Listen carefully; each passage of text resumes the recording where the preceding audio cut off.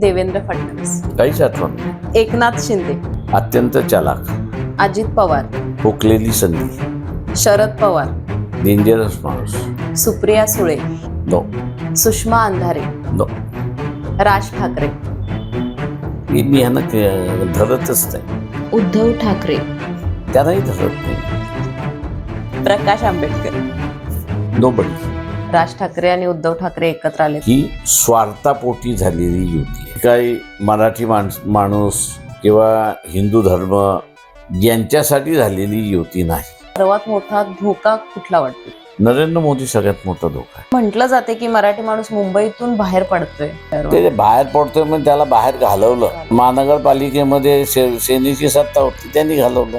यापूर्वी कधीही एवढ्या मोठ्या प्रमाणात अपक्ष कधीच निवडून आले नाहीत. ज्यांनी आपल्याला पैसे दिले नाहीत त्याला मतदान करा. ज्यांनी पैसे दिले त्याचे पैसे घ्यायचे आणि ज्यांनी दिले नाही त्याला मतदान देऊन मोकळा.